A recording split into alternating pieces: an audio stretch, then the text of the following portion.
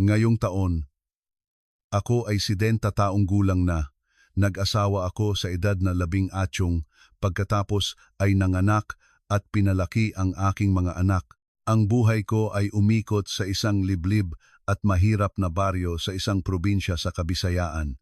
Nagbabanat ako ng buto mula madaling araw hanggang hating gabi para buhayin ang aking asawa at mga anak. Ang aking asawa, si Jose, ay pumanaw ng napakaaga. Noong maliliit pa ang mga anak ko, kinailangan kong itaguyod mag-isa ang 4 na anak. Kinailangan kong tiisin ang lahat, pasanin ang napakaraming pagdurusa. Nagtrabaho ako ng husto, namuhay ng hirap na hirap, tiniis ang gutom at lamig.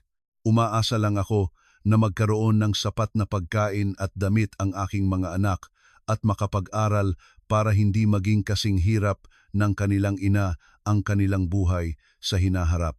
Mayroon akong 3 anak na lalaki at 1 babae. Ang bunsong babae, si Ana, ay nag-asawa sa malayong lugar. Hindi rin gaanong maganda ang kanyang buhay, ngunit napakabuti niyang anak. Paminsan-minsan, nagpapadala pa rin siya ng bigas at gulay para sa akin. Mahal na mahal ko ang aking anak na babae. Kahit malayo siya sa bahay, lagi niya akong naaalala. Hindi siya humihingi ng kapalit, hindi siya mapagkwenta. Siya lang ang anak na hindi kailanman nagparamdam sa akin na ako ay pabigat o pinipilit. Ang panganay ay si JR. Masipag din siyang magtrabaho. Mabait din ang kanyang asawa. Nakatira sila ng hiwalay, ngunit madalas pa ring dumalaw sa akin. Si JR ay tapat ngunit medyo walang kibo, hindi magaling sa pag-aasikaso ng malalaking bagay. Sapat lang din para sa pagkain ng kanilang pamilya, wala silang sobra para tumulong sa iba. Ang pangalawang anak, si Pedro, ay mas tahimik. Nagtatrabaho rin siya sa malapit. Sapat lang ang kanyang buhay, ngunit may sapat na pagkain. Bihirang magsalita si Pedro, bihirang magpakita ng damdamin, ngunit alam kong mahal niya rin ako sa sarili niyang paraan. Tulad ng kanyang kuya, ang buhay ni Pedro ay umiikot din sa kahirapan, hindi kayang pasanin ang iba maliban sa kanyang sariling maliit na pamilya. Samantala, ang bunsong lalaki, si Benji, ang pinakamamahal kong anak. Siguro dahil siya ang bunso at sakitin noong bata pa. Mas marami akong ibinigay na pagmamahal at pag-asa sa kanya kaysa sa ibang mga anak. Nag-asawa si Benji kay Marites, isang babaeng matalino at alisto, ngunit minsan ay masyadong materialistiko. May 2 anak sina Benji at Marites. Si Carlo ay 10 taong gulang na ngayong taon, at si Sofia ay 6 na taong gulang pa lang. Sila ang aking mga apo, mga batang inosente at nakakatuwa. Sila ang pambihirang kaligayahan sa aking katandaan. Ang kanilang malilinaw na mata, ang kanilang malulutong na tawa, ang tanging nagpapainit sa aking kaluluwa sa malamig na mga araw ng aking katandaan. Sila ang aking motibasyon sa buhay, ang aking koneksyon sa mundong ito. Nang mamatay si Jose, hindi ko na kayang asikasuhin ang lahat. Ang aking mga anak na lalaki ay may kani-kanilang pamilya na, tanging sina Benji at ang kanyang asawa na lang ang kasama ko sa bahay. Ang simpleng bahay na ito, na luma na ang lugar kung saan nagtitipon ang 3 henerasyon. Kahit masikip, kahit mahirap, ito pa rin ang aming tahanan. Ang kahirapan ay patuloy na nakapaligid. Ang mga kabataan ay nangingibang bayan para maghanap ng trabaho. Ang mga matatanda ay nananatili sa kanilang mga taniman at bukirin. Ganoon din ako, nagtitiis sa isang simpleng lumang bahay na may ilang tanim na gulay at mga alagang manok para may makain araw-araw, para hindi na kailangang abalahin ang sinuman. Lagi kong sinasabi sa aking sarili, buong buhay na akong nagsakripisyo para sa aking mga anak. Ngayon matanda na ako, aalagaan na ako ng aking mga anak. Iyon ay isang karaniwang bagay sa baryo na ito. Isang obligasyon na maging mabuti sa magulang. Lubos akong naniniwala roon. Ngunit sa buhay na ito, ang tiwala minsan ay nagiging kutsilyo na sumasaksak sa iyong likod. Mga 6 na buwan na ang nakalipas, ang negosyo ni Benji ay dumanas ng malaking sakuna. Nangutang siya kung saan-saan para palakihin ang kanyang babuyan at naglakas loob na mag-invest sa isang bagong lahi ng baboy na sinasabing magbibigay ng mataas na kita. Pinagbawalan ko na siya. Sinabi ko na dapat mamuhay ayon sa kakayahan. Ngunit iginiit ni Benji na ito ay isang pagkakataon para baguhin ang kanilang kapalaran para makaahon sa hirap, sabi ni Marites. Ang aking manugang ay buong pusong sumuporta sa kanyang asawa. Sinabi pa niya sa akin, "Inay, kapag nagtagumpay ito, ibibili ka namin ng colored TV. Ipapaayos natin ang bakod para maging maganda." Nang marinig ko ang mga salita ng aking manugang, lumambot din ang puso ko. Tahimik akong nanalangin na sana ay magtagumpay ang kanilang negosyo, ngunit tila hindi pinahintulutan ng Diyos. Isang kakaibang sakit ang dumapo. Ang lahat ng baboy sa kulungan ni na Benji ay namatay lahat sa loob lang ng isang gabi. Naubos ang kanilang ari-arian. Ang mga utang sa bangko, sa mga kapitbahay at sa mga 50 ay nagpatong-patong para itong bundok na bumagsak sa balikat ng mag-asawa. Nakita ko si Benji na nagbago. Namayat siya. Buong araw siyang nakaupo at nakatulala sa walang laman na kulungan. Umiyak si Marites hanggang maubos ang kanyang luha, laging natatakot at nanginginig. At nagsimulang dumating ang mga nagpapautang. Noong una, mahinahon silang naniningil, pagkatapos ay nagsimula na silang magbanta. Nakaitim silang damit, may mga tattoo sa buong katawan, dumating sakay ng mga motorsiklong umuugong sa eskinita. Nagmumura sila, naninira ng mga gamit. Minsan, itinapon nila ang aming hapunan, nagbanta na susunugin ang bahay kung hindi kami magbabayad sa takdang oras. Niyakap ni Benji ang aking mga binti, tumutulo ang luha na parang bata. "Nay, mamamatay na ako. Nay, kukunin nila ang bahay, bubugbugin nila ako. Anong gagawin ko? Nay." Nang makita kong nagdurusa ang aking anak, ang puso ko ay parang hinihiwa. Ang tiyan ko ay parang pinipilipit. Gusto ko sanang tumulong, ngunit paano? Ang bahay na ito ay sapat lang para sa aking matandang katawan. Ang maliit na taniman, kung ibebenta, ay hindi gaanong kalaki kumpara sa napakalaking utang ni Benji. Wala akong magawa kundi umupo doon. Nakikinig sa iyak ng aking anak, nakikita ang maputlang mukha ng aking manugang, at ang dalawang apo na takot na nakayakap sa kanilang ina, nakatingin sa mga masasamang tao. "Anak, huminahon ka muna. Makinig ka kay inay. Hanggat may paraan, susubukan natin anak. May kaunti akong ipon para kung magkasakit ako. Gamitin mo muna para magbayad ng bahagi sa kanila. Pag-iisipan natin ulit mamaya."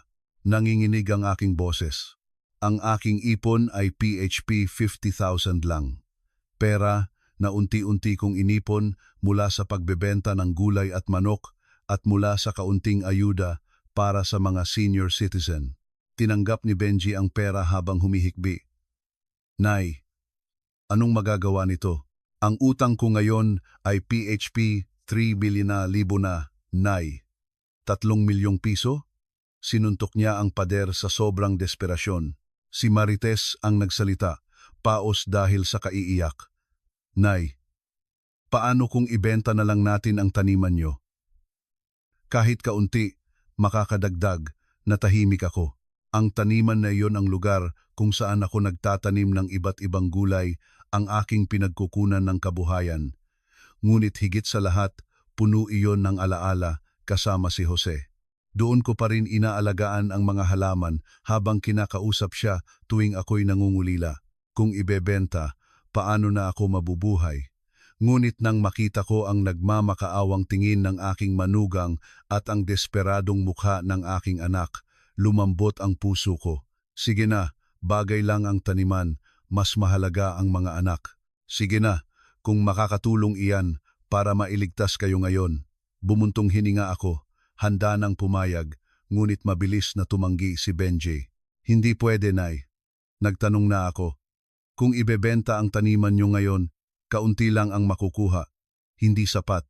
Saka kung ibebenta, Saan ka kukuha ng ikabubuhay? Matanda ka na, hindi ko kayang pabayaan ka. Sa puso ni Benji noon, siguro may natitira pa siyang kaunting konsensya. Alam niyang ang taniman na iyon ay buhay ko, alaala ng kanyang ama. Ang pagbebenta nito ay parang pag-agaw sa lahat ng mayroon ako sa katandaan. At tulad ng sinabi niya, hindi rin gaanong kalaki ang halaga nito kumpara sa utang. Naghahanap siya ng ibang solusyon, isang mas malaking solusyon, kahit na ito ay tila kabaliwan. Nang marinig kong magsalita ng ganoon ang aking anak, kahit sa gitna ng desperasyon ay nakaramdam ako ng kaunting ginhawa. Iniisip pa rin pala niya ako. Ngunit mabilis na nawala ang ginhawang iyon, napalitan ng pakiramdam na kawalan ng magawa at kawalan ng silbi. Pakiramdam ko ay pabigat ako. Nasa malaking problema ang aking mga anak, ngunit wala akong magawa kundi mga walang lamang salita ng pag-alo. Buong buhay akong nagtrabaho at nagsakripisyo. Ngayon, sa panahong pinakakailangan ako ng aking anak, wala akong maibigay kundi mga walang lamang kamay at isang matandang mahinang katawan. Ang mga sumunod na araw, lalong bumigat ang pakiramdam sa aming bahay. Ang mga mura at banta mula sa mga nagpapautang ay lalong dumalas, hindi ako makatulog gabi-gabi. Nakahiga ako sa aking lumang papag sa tabi ng kwarto ni na Benji.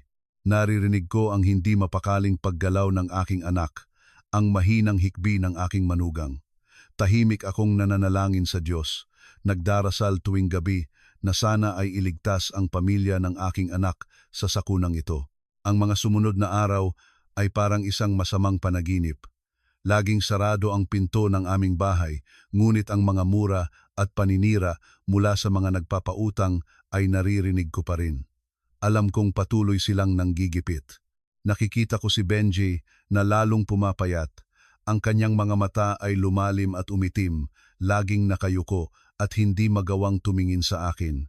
Si Marites ay patuloy sa pag-iyak at pagwawala, pagkatapos ay uupo at matutulala na parang nawalan ng kaluluwa.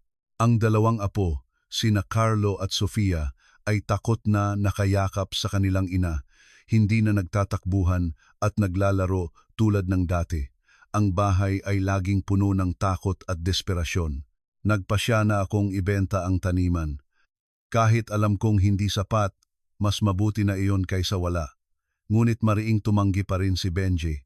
Pero kung hindi ibebenta ang taniman, hindi na makakautang pa, paano na magbabayad sa mga taong iyon? Hindi sila mabubuting tao. Isang gabi, nang magdidilim na, pagkatapos lang umalis ng mga nagpapautang na may mas nakakatakot na banta, sinabi ni na Benji at Marites na may mahalaga silang sasabihin sa akin. Sa pagkakataong ito, iba ang kanilang mga mukha, hindi na karaniwang desperasyon, kundi may kakaiba, balisa at kahina-hinala. Pinaupo nila ako. May mahalaga daw silang sasabihin. Nagtimpla ako ng mainit na tsaa para sa kanila. Mabigat pa rin ang aking dibdib. Ano ba yan? At parang mga pupunta kayo sa libing. Nagkatinginan sina Benji at Marites. Sa wakas, tumikhim si Benji at halos pabulong na nagsalita. Nay, may gusto po akong sabihin sa inyo. Ano? Sabihin mo na. Anak, bakit ka nauutal? Si Marites na ang nagsalita. Nanginginig ang kanyang boses ngunit puno ng determinasyon. Nay, napakadelikado na po ng sitwasyon namin.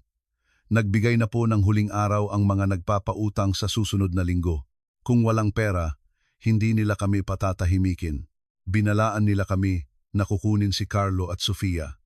Binalaan nila na babaliin ang aming mga kamay at paa.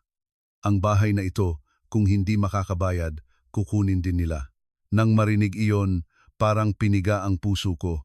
Sasaktan ang mga apo, kukunin ang bahay. Diyos ko, bakit umabot sa ganito? Kailangan niyong humanap ng paraan, anak. Mag-report kayo sa pulis. Nataranta ako.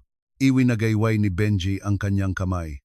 Malulutas lang ng pulis ang bahagi nito, Nay. Ang mahalaga ay ang ugat ng problema. Kailangan natin ng pera para magbayad. Ang PHP 3,1,000 ay hindi maliit na halaga. Sinubukan na namin ang lahat. Wala nang ibang paraan.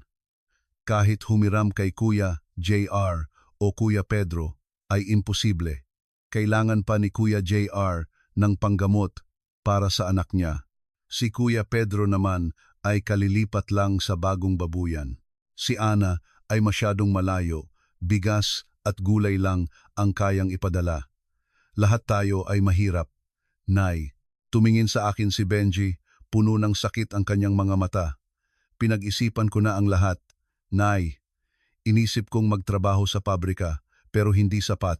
Kahit ibenta ko ang aking dugo, hindi makakakuha ng ganoong kalaking halaga. Hindi ako binibigyan ng oras ng mga nagpapautang. Wala nang ibang paraan. Susuko na lang ba kami? Tinitigan ko ang aking anak at manugang. Nakita ko ang kawalan ng magawa at desperasyon sa kanilang mga mata. Ang puso ko ay sobrang sakit. Pagkatapos ay nagsalita ulit si Marites. Ang kanyang boses ay bumulong na parang may ipinagbabawal. Pero may isang paraan. Nay, anong paraan? Sabihin mo na agad, tanong ko nang nagmamadali. Si Benji ang nagpatuloy. Tumingin siya sa akin ng diretsyo, ngunit mabilis ding umiwas. Hindi kayang makipagtitigan sa kanyang ina. May kakilala po na nagtatrabaho sa Taiwan. Sabi nila, may kilala silang pamilya doon na may matandang nangangailangan ng alaga. Sabi nila, napakagaan daw ng trabaho at napakalaki ng sahod, Nay. Nagulat ako. Sa Taiwan? Anong gagawin doon? Matanda na ako. Hirap na ngang maglakad. Hindi pa marunong ng lengguwahe nila. Anong trabaho ang magagawa ko doon? Mabilis na sumabat si Marites. Ang kanyang boses ay napakatamis, kabaligtaran ng kanyang nag-aalalang mukha kanina. Hindi po mabigat na trabaho. Nay, aalagaan lang daw po ang pamilya nila. Parang nakikitira lang sa kamag-anak. Kailangan nila ng taong mapagkakatiwalaan at mabait tulad niyo para samahan at alagaan sila sa kanilang pagtanda. Napakayaman daw po nila. Doon, hindi niyo kailangang mag-alala sa kahit ano. Masarap ang pagkain, maganda ang damit, at maganda ang klima doon. Pwede rin kayong magpa-check up doon. Nakikinig ako ng may pag-aalinlangan sa Taiwan para mamuhay ng marangya at magpa-check up. Parang isang fairy tale. Totoo ba iyan? Bakit may ganyang kabuting bagay? Kunot noo kong tanong. Mabilis na nagpatuloy si Benji. Ang kanyang mukha ay mas seryoso. Totoo po, Nay.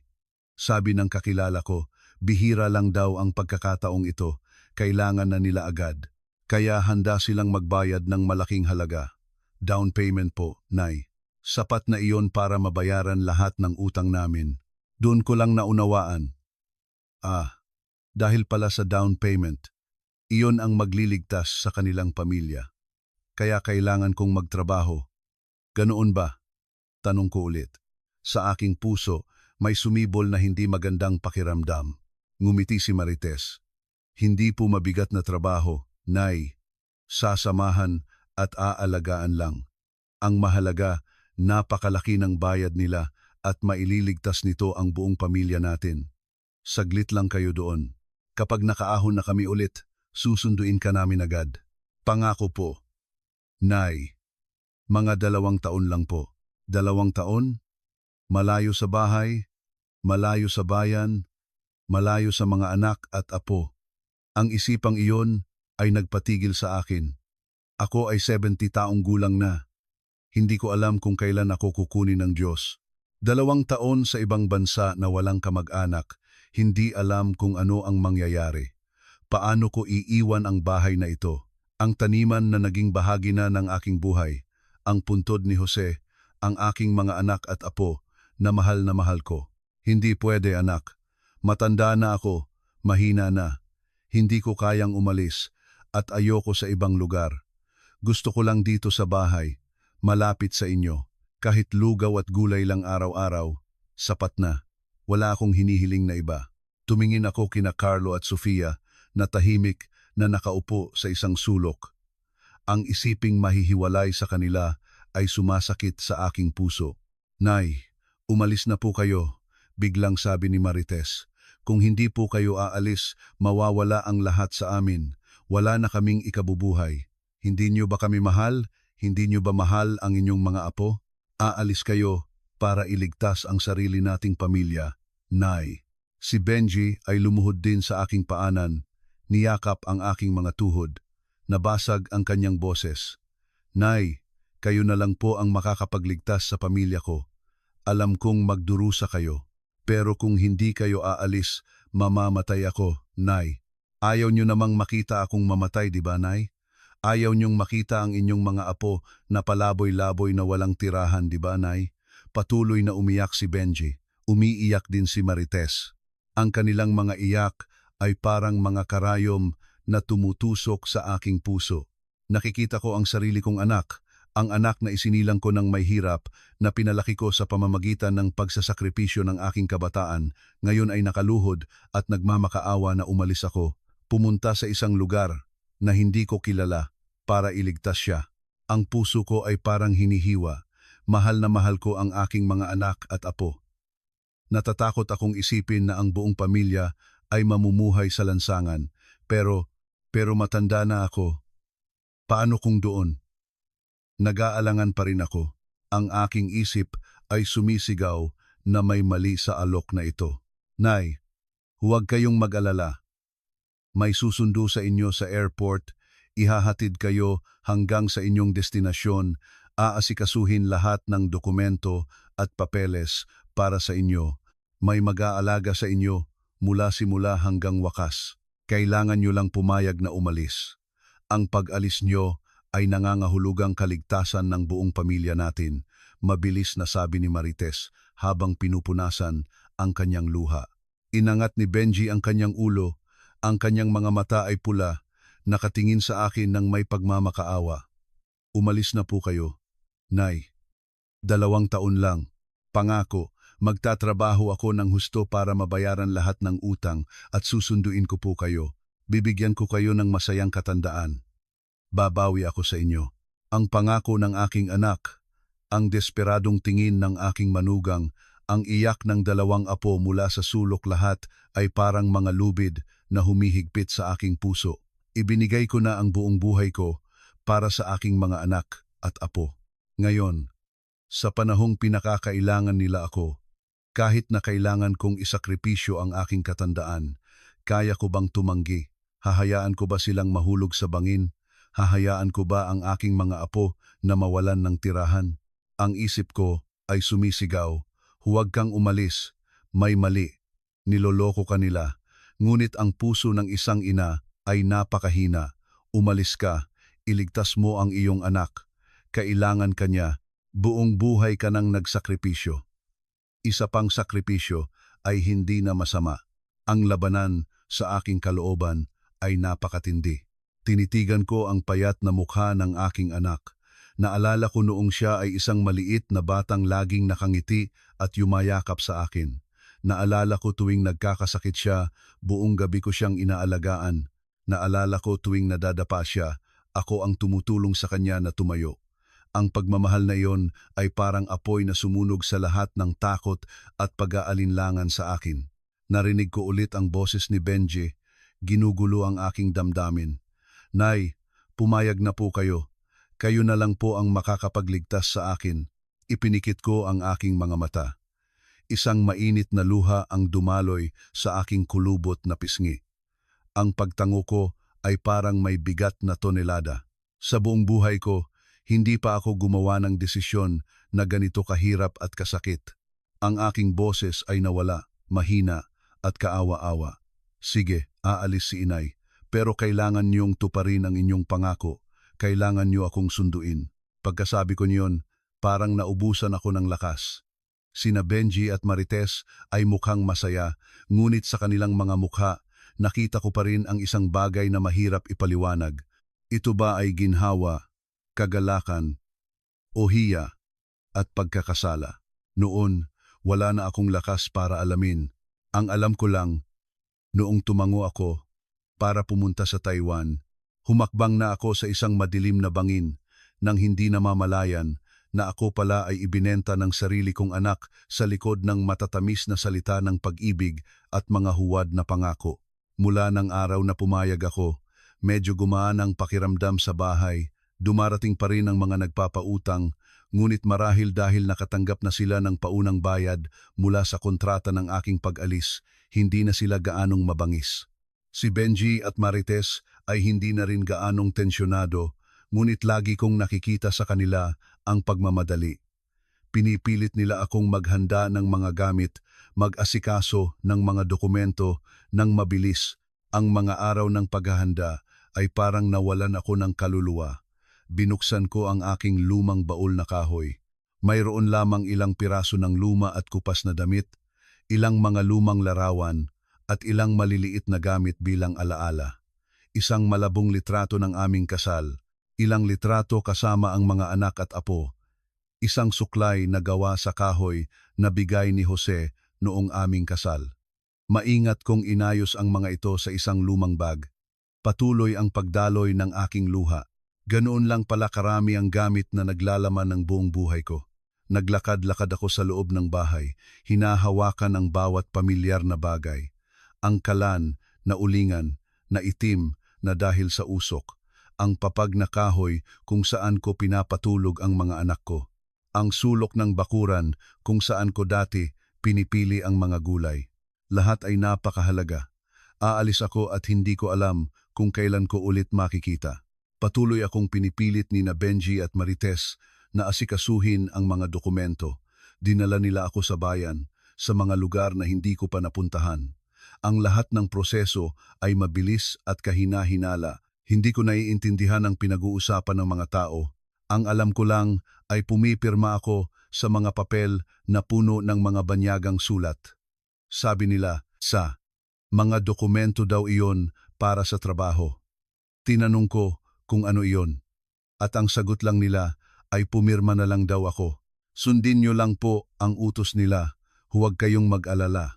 Ang kanilang mga tingin at kilos ay laging nagmamadali, na para bang gusto na nilang matapos ang lahat para maalis na ang pabigat. Lalong hindi ako mapakali. Benji, Marites, bakit parang nagmamadali kayo? Tanong ko. Mabilis na sumagot si Benji. Para po mabilis na makabayad ng utang. Nay, kailangan na po agad ng tao doon, idinagdag ni Marites. Ngayon po may magandang pagkakataon, umalis na po kayo agad. Kung ipagpapaliban pa, baka mawala. Sayang naman. Natahimik ako. Puno ng pag-aalinlangan ang puso. Bakit napakadali ng lahat? Bakit may isang magaan na trabaho na may mataas na sahod na naghihintay sa isang matandang tulad ko sa ibang bansa? Ngunit nang makita ko ang kalagayan ni na Benji, ang kanyang nagdurusang mukha, sinabi ko sa aking sarili, sige na, para sa anak, para sa apo, ipikit mo na lang ang iyong mga mata at sumunod. Sa mga huling araw ko sa baryo, sinubukan kong makipagkita sa lahat. Dinalaw ko ang mga kapitbahay at tinawagan ang aking bunsong anak na si Ana na nasa malayo. Masaya ang kanyang boses nang marinig ako, ngunit mabilis itong napalitan ng pag-aalala nang sabihin ko ang balita. Nay, tumawag po kayo. Bakit po? Nandito ako, anak. Tumawag ako para sabihin na aalis ako sandali. Saan po kayo pupunta, Nay? Bakit biglaan? Matanda na po kayo. Mapanganib po iyan. Puno ng pag-aalala ang boses ni Ana. Okay lang anak, pupunta ako sa Taiwan sandali. May kakilalang nag-alok, magaan lang daw ang trabaho, aalagaan lang ang isang matanda para may panggastos ako at may kasama. Sinubukan kong panatilihing kalmado ang aking boses, ayon sa bilin ni na Benji at Marites, para hindi siya mag-alala. Sa Taiwan? Napakalayo po niyan, Nay. Gaano po kayo katagal doon? Nag-aalala po ako. Mga 2 taon lang, anak. May mag-aasikaso ng lahat. Huwag kang mag-alala. Mag-ingat ka diyan. Gumaling na ba ang anak mo? Mabilis kong iniba ang usapan. Medyo mabuti na po, Nay. Mag-ingat po kayo diyan. Kung may problema, tawagan niyo po ako agad. Pasensya na po, hindi ako makakauwi para ihatid kayo. Sana maintindihan niyo.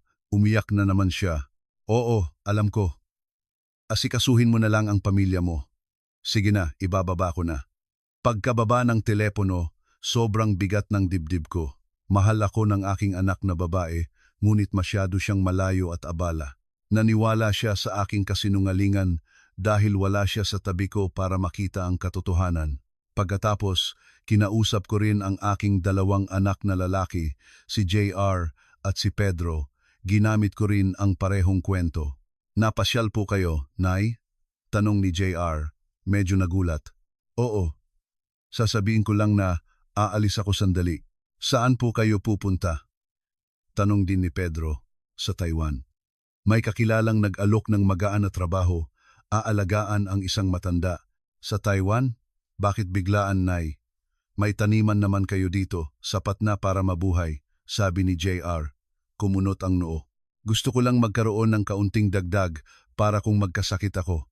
Saka, malungkot din sa bahay. Doon, may makakasama ako. Inulit ko ang kasinungalingan.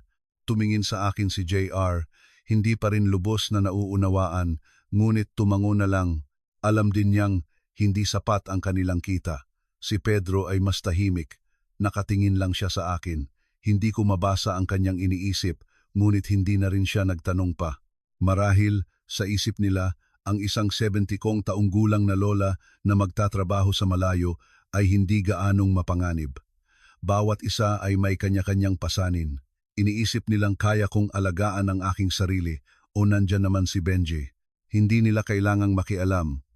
Ang pasanin na ito, sabi ko sa sarili ko, ako na lang ang magpapasan. Ayokong madamay sila sa utang ni Benji. Ayokong mag-alala sila. Ayokong mag-away-away sila. Ang kailangan lang nilang malaman ay okay ako, aalis sandali, at babalik. Iyon lang, dumating ang araw ng aking pag-alis. Makulimlim ang umaga, na para bang nakikiiyak sa akin. Lumabas ang buong pamilya ni Benji para ihatid ako. Si Carlo at Sofia ay nakahawak sa aking binti habang humihikbi. Lola, huwag ka na pong umalis. Dito ka na lang po sa bahay kasama kami. Yumuko ako at niyakap sila ng mahigpit. Walang tigil ang pagdaloy ng aking luha. Tahan na, mga apo. Saglit lang si Lola. Uuwi rin ako na may dalang pasalubong. Maging mabait kayo kay Papa at Mama ha. Pautal-utal ang aking boses. Nakatayo si Benji sa gilid, nakayuko. Tiningnan ko siya, nanginginig ang boses. Benji, aalis na si Inay. Alagaan mo ang sarili mo, ang asawa mo, at ang mga anak mo. Tandaan mo ang pangako mo. Hindi siya makatingin ng diretso sa akin. Tango lang siya ng tango. Ang kanyang mukha ay maputla, pinagpapawisan. Kumakabog ang kanyang dibdib. Hindi ko alam kung dahil sa takot sa mga nagpapautang o dahil sa konsensya. Sinubukan niyang kumbinsihin ang sarili. 2 taon lang. Mabubuhay ng maayos si Inay doon. Kapag may pera na, susunduin ko siya. Ito lang ang paraan para mailigtas sina Carlo at Sofia. Ipinikit niya ang kanyang mga mata. Sinusubukang alisin ang imahe ng kanyang matanda at payat na ina. Nakatayo si Marites sa tabi ni Benji, namumula ang mga mata. Marahil, nasasaktan din sila, ngunit natabunan na iyon ng bigat ng utang at desperasyon. Lumabas din ang mga kapitbahay. Naaawa sila sa akin. Kawawa naman si Aling Maria. Matanda na, kailangan pang magtrabaho sa malayo. Mag-ingat po kayo. Sana makabalik kayo agad. Hindi nila alam ang tunay na dahilan. Sumakay ako sa bus, muling tiningnan ang aking bahay, ang mga puno, ang mga mahal ko sa buhay. Sinubukan kong tandaan ang lahat na para bang mawawala ang mga ito kapag ipinikit ko ang aking mga mata. Ang sakit sa puso. Kumaway ako. Hindi na makapagsalita. Nagsimulang umandar ang sasakyan papalayo sa aking bayan. Sa loob, tahimik akong nakaupo, patuloy ang pag-iyak. Sinamahan ako ni na Benji at Marites hanggang airport. Sa biyahe, may pinag-uusapan sila na pabulong at halos hindi ako kinakausap, lalo akong hindi mapakali. Bakit nila ako iniiwasan? Bakit hindi nila ipaliwanag ng maayos ang lahat? Pagdating sa airport, lahat ay bago sa akin. Unang beses kong makatapak sa ganito kalawak at kaliwanag na lugar. Nakakalito. Nay, mag-ingat po kayo. Uuwi na po kami. Pagkasabi niyon, Sa harap ng aking pagkagulat at pagpapanik, mabilis na tumalikod sina Benji at Marites na parang takot na pigilan ko sila. Umalis sila nang hindi man lang lumingon. Natigilan ako, nakatingin sa kanilang papalayong likod. Bumuhos ang aking luha. May humawak sa aking braso. Isang babae na malamig ang kamay at walang init ang tingin. May sinabi siya sa Mandarin na hindi ko naintindihan. Doon ko naramdaman ang matinding takot, ang pag-iwas ni Benji, ang pagmamadali nilang umalis, at ang makapal na pera lahat ay parang isang malakas na suntok sa natitira kong tiwala. Naramdaman kong para akong isang bagay na ipinasa sa mga estrangherong ito may mali. Nanginginig ang buong katawan ko. Gusto kong sumigaw, umiyak, habulin ang aking anak at tanungin kung bakit niya ito ginawa. Ngunit wala na akong lakas. Para akong isang estatwa, nakatingin sa direksyon kung saan sila umalis, durog ang puso, hinigit ako ng babae. Para akong isang hayop na hinihila. Habang naglalakad, paulit-ulit sa isip ko ang iyak ni na Carlo at Sofia at ang imahe ni na Benji at Marites na tumatalikod. Patakbong umalis ng airport sina Benji at Marites. Sa sasakyan, bumuntong hininga si Marites. Tapos na, mahal. Hindi nagsalita si Benji. Tiningnan niya ang pera sa kanyang kamay, sobrang bigat. Nailigtas niya ang kanyang pamilya, ngunit ipinagbili niya ang kanyang ina. Ang mukha ng kanyang ina, ang takot, ang desperadong tawag lahat ay bumabagabag sa kanya. Yumuko siya, ang pagkakasala ay parang isang tumor sa kanyang dibdib. Alam niyang gumawa siya ng isang bagay na hindi mapapatawad, ngunit kumapit pa rin siya sa isipang ito lang ang paraan, para kay Carlo, para kay Sofia. Susunduin ko, si inay. Mainit na luha ang dumaloy. Luha ba iyon ng ginhawa o pagsisisi? Hindi na niya alam, ang alam niya lang. Mula ngayon, kailangan niyang mabuhay dala ang bigat na ito. Alam ko na ngayon, ang biyaheng ito ay hindi patungo sa isang masayang lugar. Ito ay isang daan patungo sa isang malupit na kapalaran na ang mga taong pinakamamahal ko pa mismo ang nagtulak sa akin. Nakatatakot ang pakiramdam sa eroplano. Nakayukyok ako sa aking upuan, nakatingin sa labas. Lumapag ang eroplano sa Taiwan, maliwanag ang mga ilaw, ngunit walang kagalakan sa aking puso. Dinala nila ako palabas ng airport, sumakay sa isang magarang kotse, ngunit hindi ako komportable. Paulit-ulit sa isip ko, ipinagbili nila ako. Dinala nila ako sa isang liblib na lugar sa probinsya. Huminto ang kotse sa harap ng isang ordinaryo, medyo luma ng bahay. Hindi ito ang mansyon na inilarawan ni Marites. Pinapasok nila ako. Sa loob, simple lang din ang mga gamit. May ilang tao na nakatingin sa akin ng may kuryosidad. Ang babae, na nalaman kong si Ginang Chen pala, ay may sinabi sa mga tao sa Mandarin. Pagkatapos ay humarap siya sa akin. Ang kanyang mukha ay hindi na pala kaibigan tulad ng sa airport. Napalitan ito ng isang malamig at nag-uutos na anyo. Nagsalita siya sa pira-pirasong Filipino na may diin. Nandito na, itong matandang to, trabaho na. Itinuro niya ang isang sulok kung saan may maruming banig at ilang manipis na kumot. Lola, dito, tulog. Nagulat ako. Sa sulok ang aking tulugan? Hindi ba't ipinangako ang magandang buhay? Ginang, nasaan po ang pamilya niyo? Nanginginig kong tanong. Sinamaan ako ng tingin ni Ginang Chen, itinuro ang isang kwarto kung saan may naririnig akong ungol.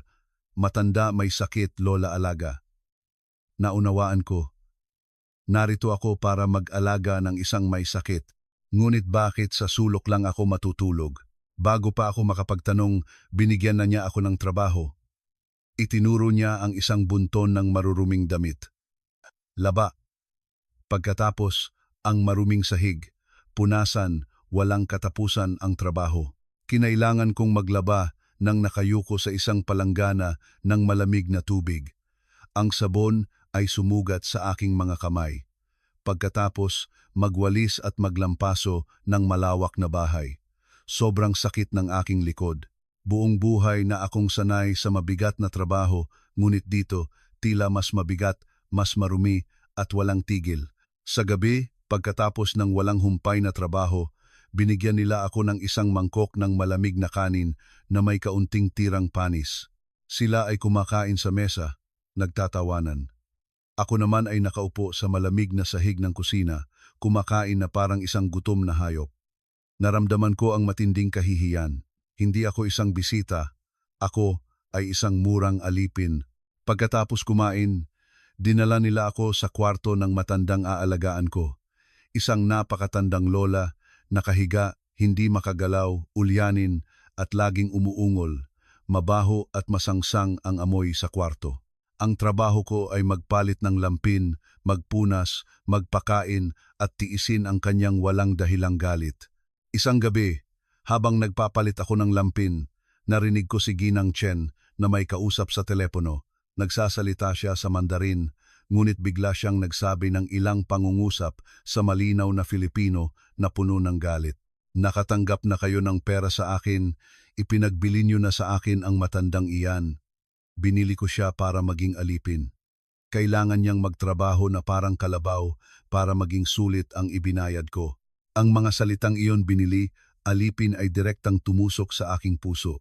Ang masamang kutob ko sa airport ay nakumpirma na sa pinakamalupit na paraan. Hindi lang ako niloko para magtrabaho. Ako ay binili na parang isang hayop. Siguradong sina Benji at Marites ang tumanggap ng pera. Ang dugo sa aking katawan ay parang nagyelo. Ang buong katawan ko ay nanginginig.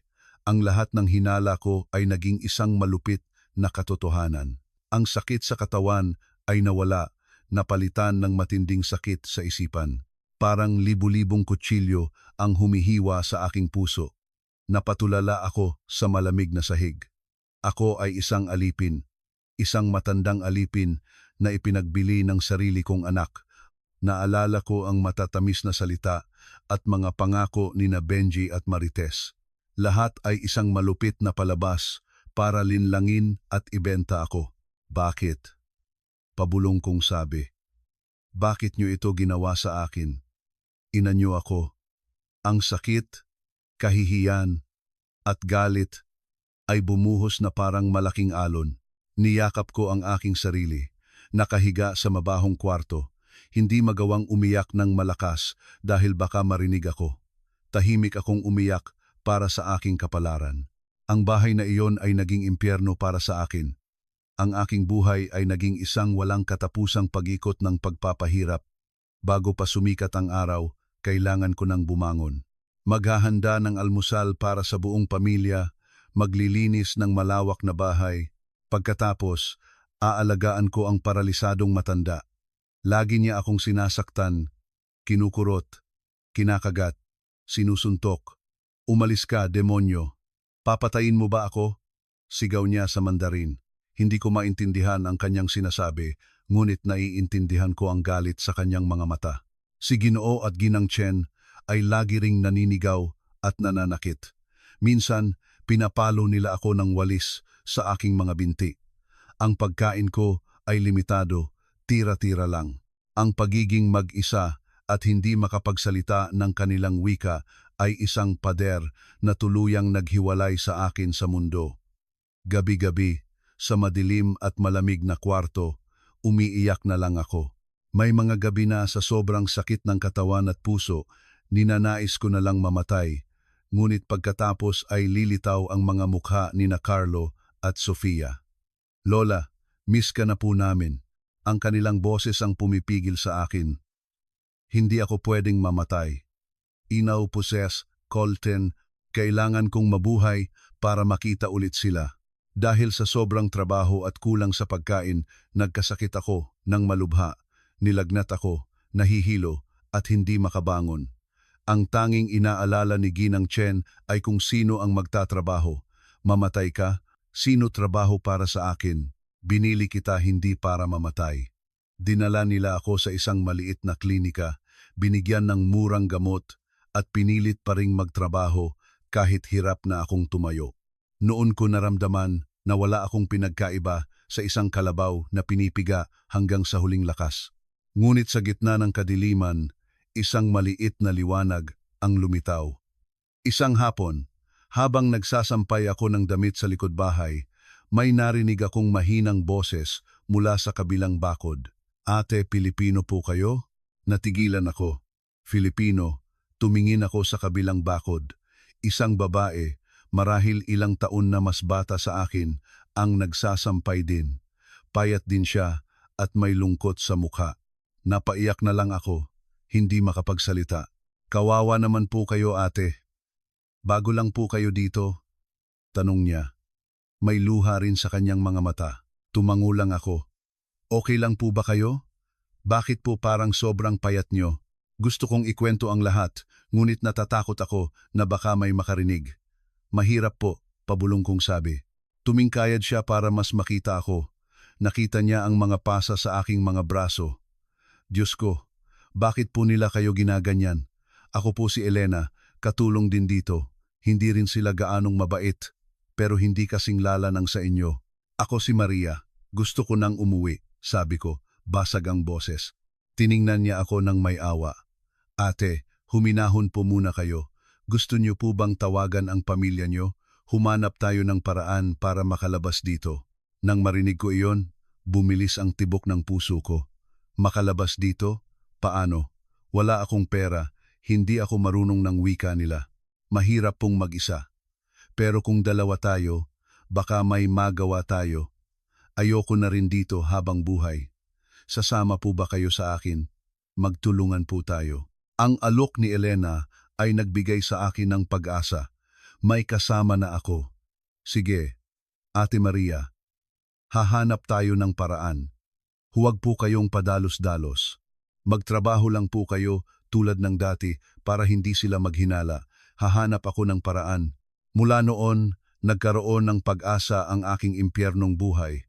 Tuwing nasa likod bahay kami, nag-uusap kami ng pabulong. Minsan, binibigyan niya ako ng pagkain o gamot. Tinuruan niya ako ng ilang simpleng salita sa Mandarin. Salamat, Elena. Ikaw ang aking tagapagligtas. Huwag po kayong mag-alala, ate.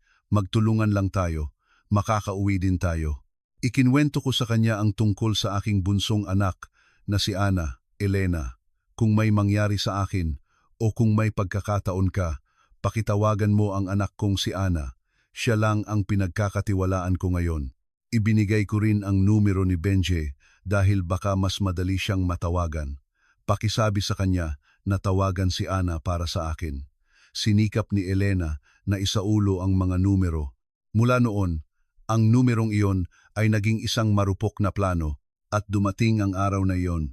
Isang gabi, biglang lumitaw si Elena sa likod pinto. Ate Maria, bilis, tumawag na po ako sa pamilya niyo. Sa numero ni Benji, ang asawa niya ang sumagot. Nanginginig kong kinuha ang telepono. Hello, sino to? Boses ni Marites. Napaluha ako. Marites, si inay ito, si Maria, pabulong kong sabi. Natahimik sa kabilang linya. Pagkatapos, ang boses ni Marites ay naging kakaiba, walang tuwa, kundi kaba at lamig.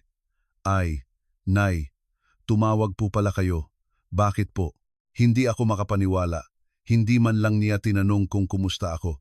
Bakit ganyan ka magsalita, Marites? Miss na miss ko na kayo. Dito, napakahirap dito, anak. Natahimik ulit siya. Narinig kong may nagsalita sa likuran niya. Ay, Nay, sige na po. Busy po ako ngayon. Mag-ingat na lang po kayo. Ibababa ko na. Sandali. Anak, ngunit ibinaba na niya ang telepono. Ang malamig na tunog ng tut-tut ay parang umalingaw-ngaw. Nabitawan ko ang telepono. Ang puso ko ay muling nadurog. Hindi lang ako ipinagbili. Tinatrato pa nila ako ng ganito kalamig. Natanto ko na sa kanilang mga mata, ako ay isang kahihiyan na nais na nilang kalimutan ang tawag na iyon. Sa halip na magbigay ng pag-asa, ay nagtulak sa akin sa mas malalim na impyerno. Sinabi ni Elena, Ate, mag-iingat po tayo. Naghihinala na ang amo ko sa akin. Nagsimulang mag-alala ako para sa kanya. Elena, huwag kang mapahamak dahil sa akin. Hindi po, ate. Kailangan nating subukan. Ang aming plano ay simple. Susubukan ni Elena na kontakin ang isang organisasyon na tumutulong sa mga OFW. habang ako naman ay maghahanap ng pagkakataong tumakas, parehong mapanganib, at dumating ang sakuna. Isang hapon, nakarinig ako ng malakas na sigaw at kalabog mula sa bahay ni na Elena. Sumilip ako at nakita ko ang isang nakakakilabot na tanawin. Ang amo ni Elena ay walang awang pinapalo siya ng isang pamalo. Sino ang tinatawagan mo? Tinutulungan mo pa ang matandang iyan. Narinig kong sigaw ng amo. Ako ang tinutukoy niya. Nalaman na nila. Natigilan ako, nanginginig sa takot at pagkakasala. Si Elena, ang tanging pag-asa ko, ay pinapahirapan dahil sa akin. Wala akong magawa kundi umiyak.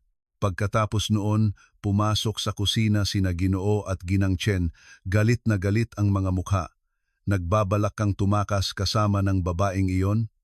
Sigaw ni Ginoo Chen, hinawakan ako ng mahigpit. Itinulak nila ako at sinimulang saktan. Mga suntok at sipa ang dumapo sa aking katawan. Gusto mong umuwi? Umuwi ka na sa mga ninuno mo. Ikinulong nila ako sa aking maliit na kwarto. Ang pinto ay kinandado. Nakahiga ako sa malamig na sahig, durog ang katawan at kaluluwa. Ang tanging pag-asa ko ay pinatay na. Nasa pinakailalim na ako ng bangin. Ang mga sumunod na araw ay impyerno. Ikinulong ako, pinakain ng tira-tira at laging binabantaan. Subukan mong magsalita sa iba, sisiguraduhin kong hindi matatahimik ang pamilya mo sa Pilipinas. Naisip kong mamamatay na ako. Ngunit muling lumitaw ang mga apo ko sa aking isipan. Kailangan kong mabuhay para sa kanila, para sa hustisya. Isang madaling araw, nang dalhan ako ng pagkain ng amo ko, hindi niya agad isinara ang pinto. Ito na ang pagkakataon ko.